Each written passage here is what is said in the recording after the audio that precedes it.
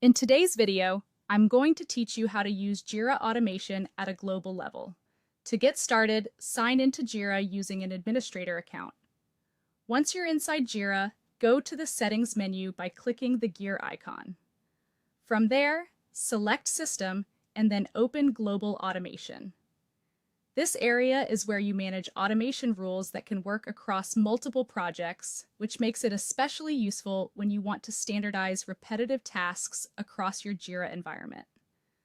Once you're in Global Automation, click Create Rule. Jira will then ask you to choose a trigger. The trigger is simply the event that starts the automation. You can choose from options like Issue Created, Issue Updated, a scheduled trigger, or a manual trigger.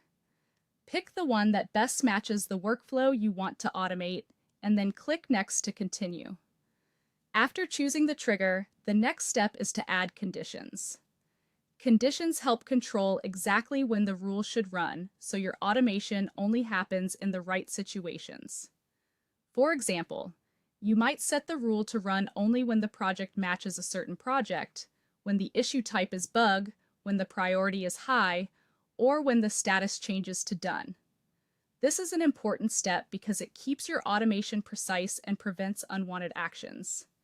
Next, add the actions you want Jira to perform automatically. This is where the rule becomes useful in practice. Common actions include assigning an issue, updating fields, sending notifications, adding comments, transitioning issues, or creating new issues.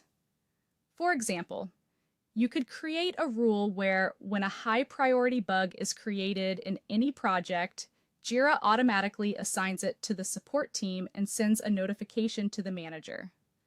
That kind of automation can save time and help teams respond faster. After defining the actions, set the rule scope. This determines which projects the automation will apply to.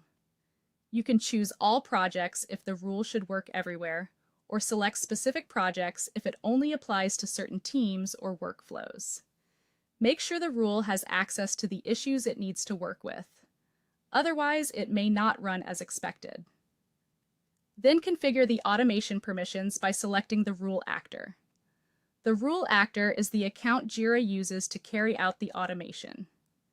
Make sure this account has permission to view issues, edit issues, transition workflows, and send notifications.